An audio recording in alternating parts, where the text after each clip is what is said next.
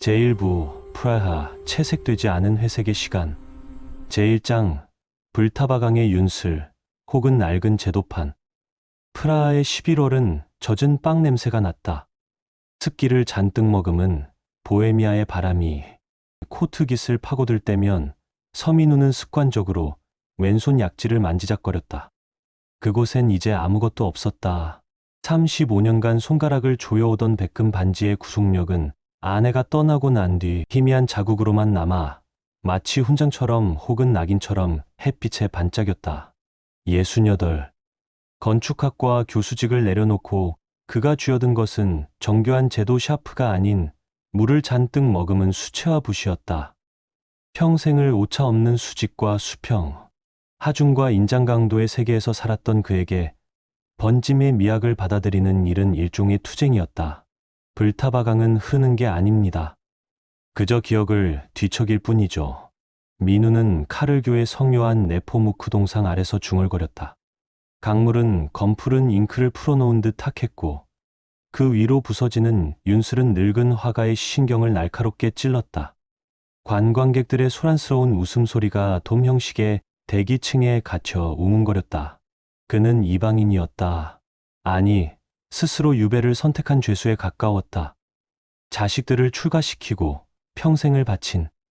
강단에서 내려온 뒤 마주한 것은 자유가 아니라 거대한 공백이었다. 그 공백을 메우기 위해 도망쳐 온 곳이 고작 젊은 날.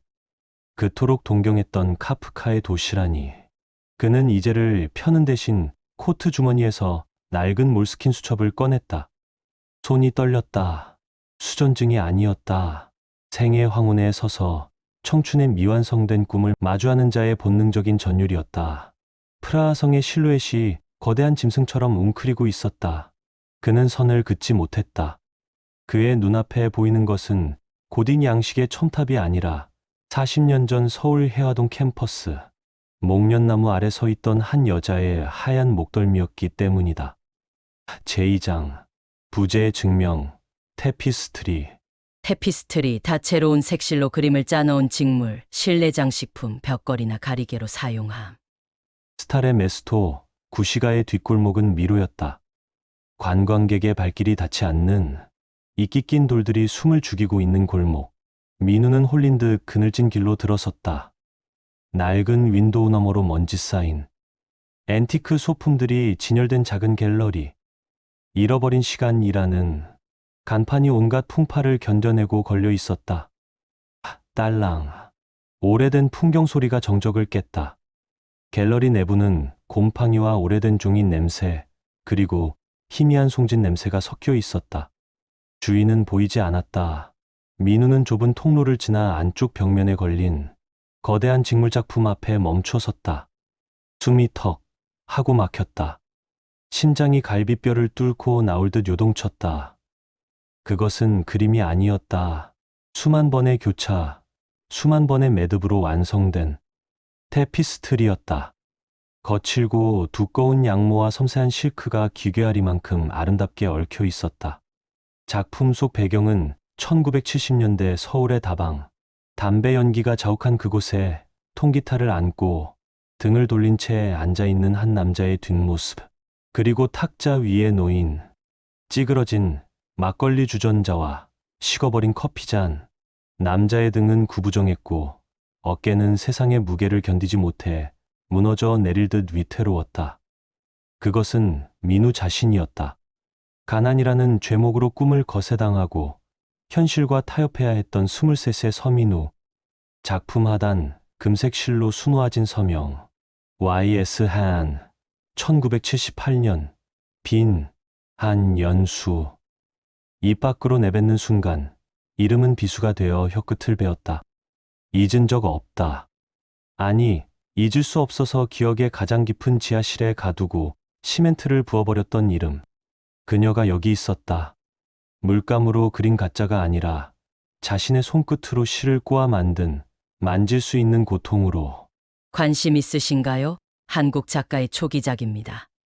언제 나타났는지 노부인이 민우의 뒤에 서 있었다. 체코어 특유의 억센 억양이 귓가를 때렸지만 민우는 작품에서 눈을 뗄 수 없었다.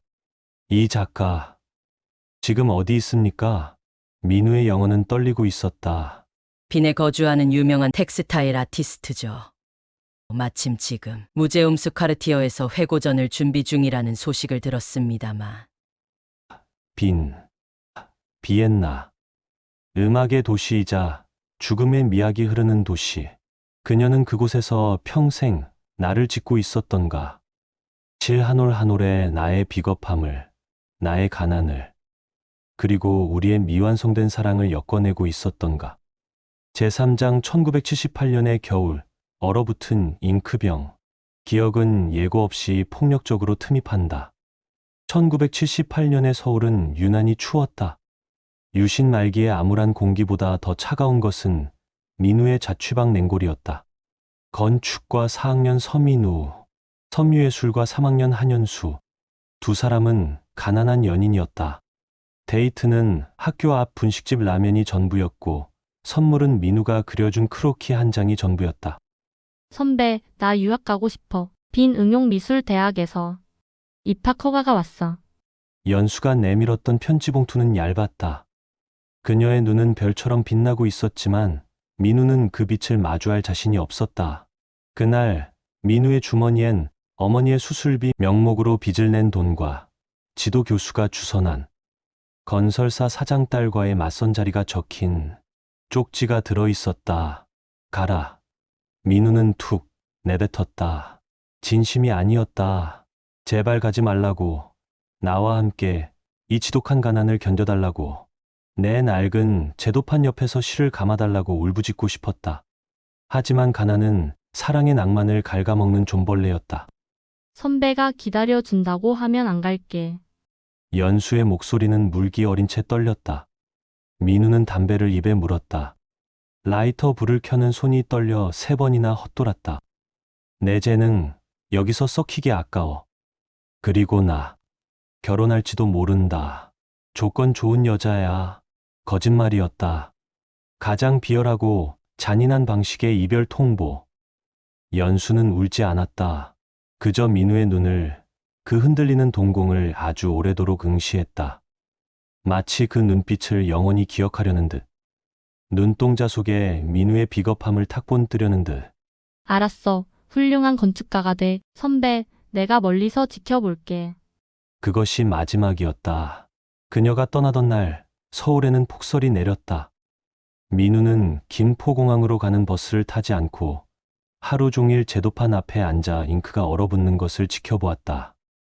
잉크병은 추위를 견디지 못하고 쩍 갈라졌다.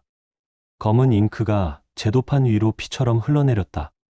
그리고 40년, 민우는 약속대로 성공한 건축가가 되었다. 서울의 스카이라인을 바꾸는 빌딩을 세웠고 교수가 되었고 가정을 꾸렸다. 하지만 그의 마음속 잉크병은 그날 이후로 영원히 깨진 채였다. 다시 프라하의 갤러리.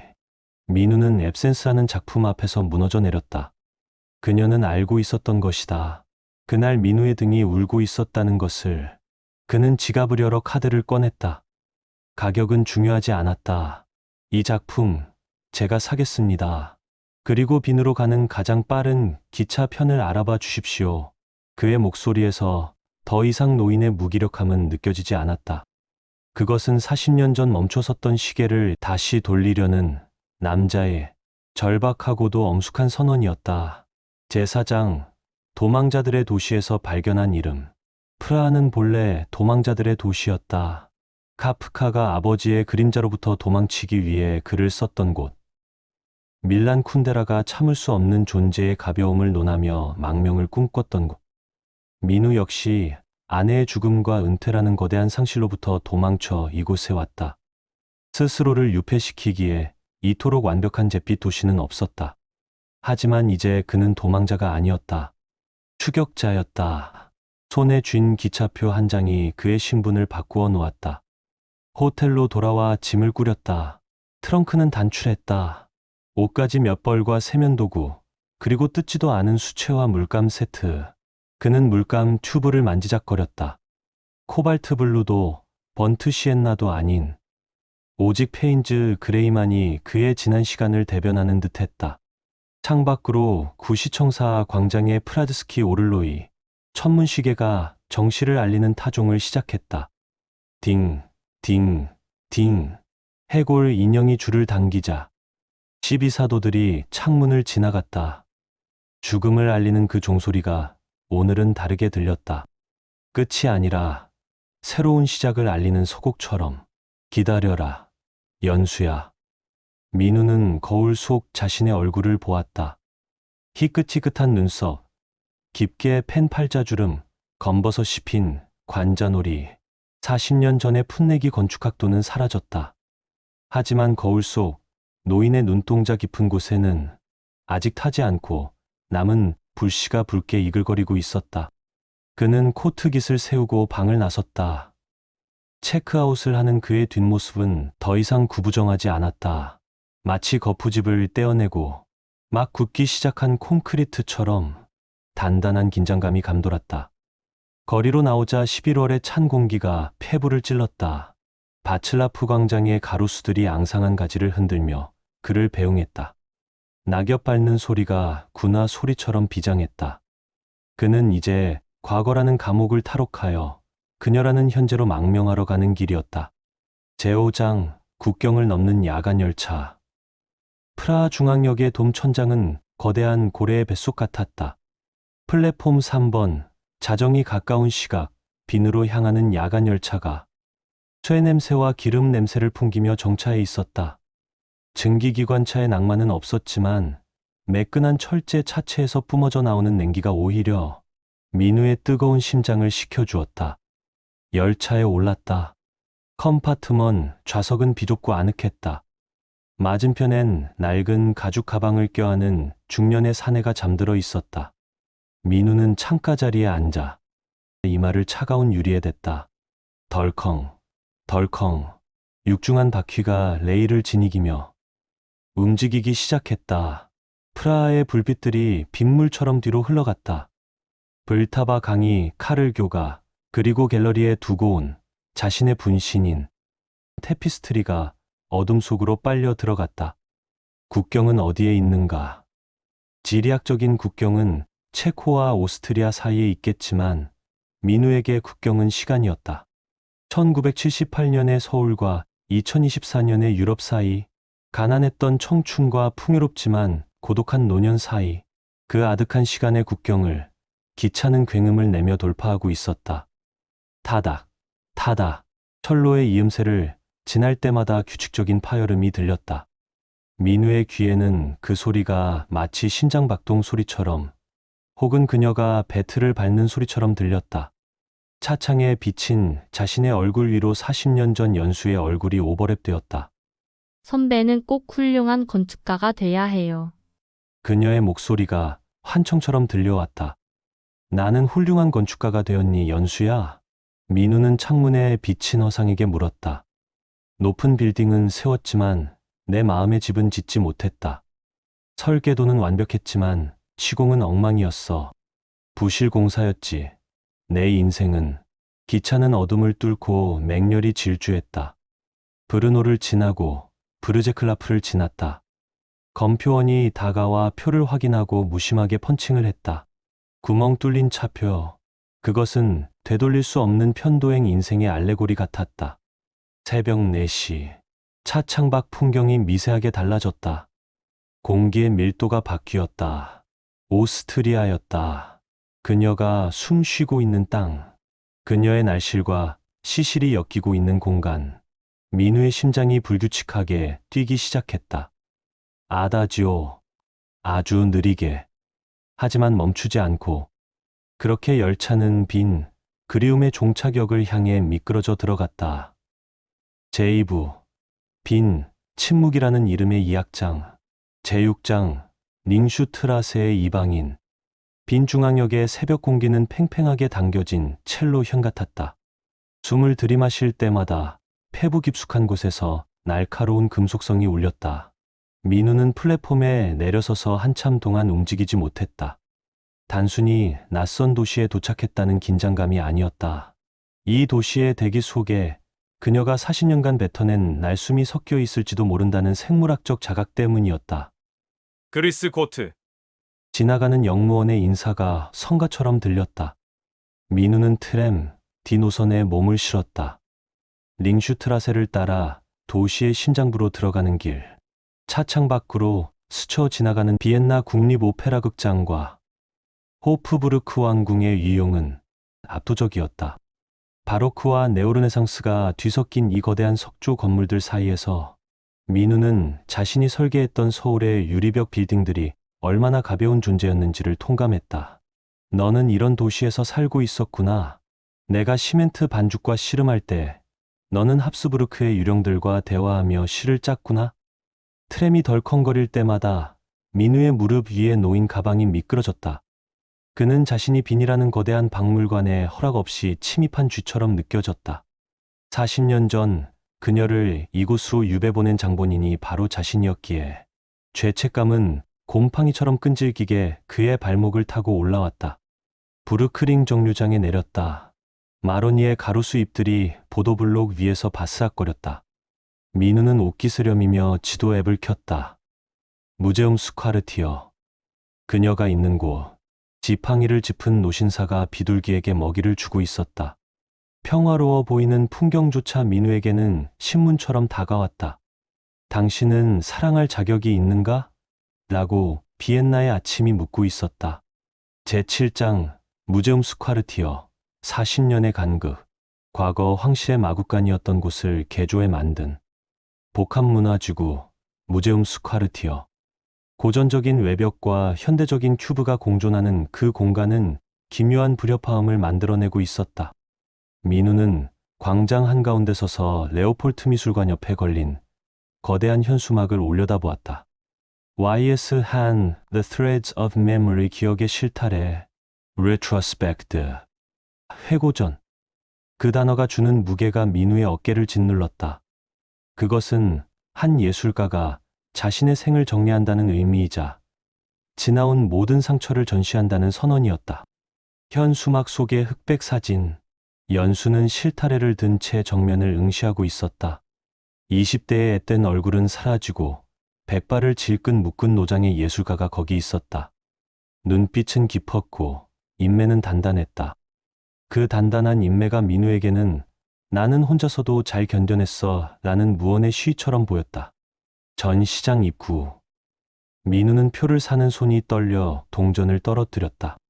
감사합니다. 매표원이 건넨 티켓은 단순한 입장권이 아니라 그녀의 인생 40년을 훔쳐볼 수 있는 면죄부였다. 전시장은 고요했다. 조명은 어두웠고 핀 조명만이 작품들을 비추고 있었다. 붉은색, 검은색, 그리고 회색의 실들이 얽히고 설켜 기괴하고도 아름다운 형상을 만들어내고 있었다. 작품의 제목들이 민우의 심장을 난도질했다.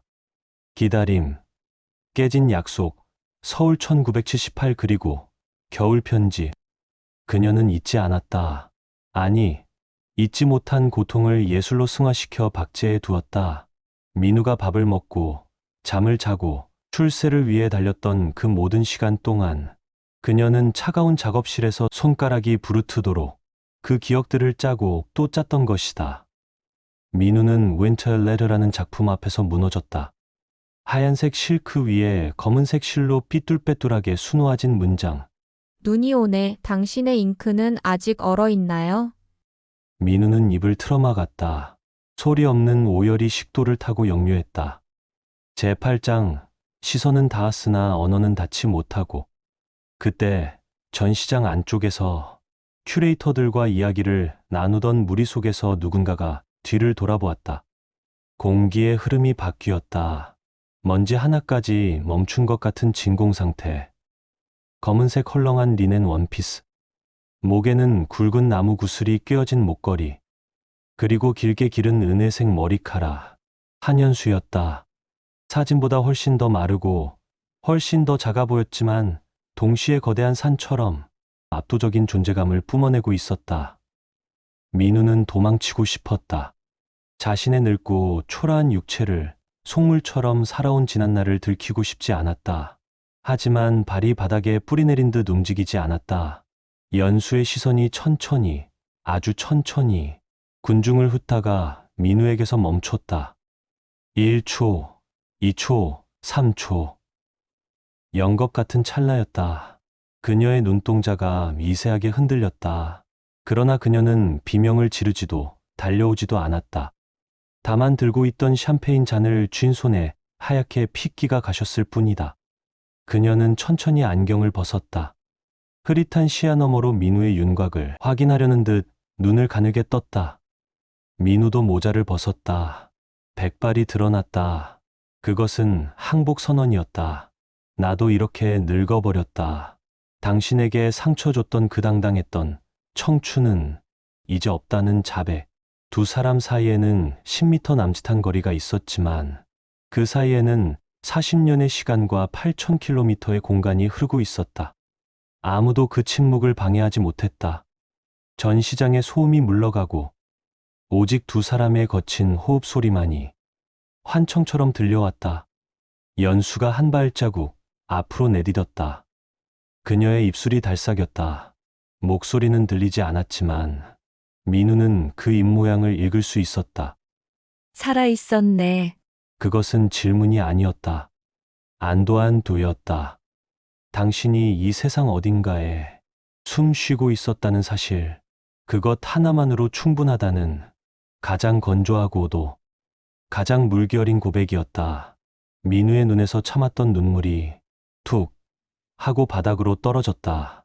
비엔나의 오후 4시 비스듬히 들어온 햇살이 두 사람의 발치에 긴 그림자를 들이우며 하나로 묶고 있었다. 이상으로 1편을 마칩니다. 이 드라마는 총 3편로 구성되어 있습니다. 계속해서 2편, 3편을 기대해 주세요. 드라마가 좋았다면 구독, 좋아요, 알림 설정 부탁드립니다. 지금까지 시니어 드라마 속의 이야기, 그의 겨울, 아다지오 1편이었습니다.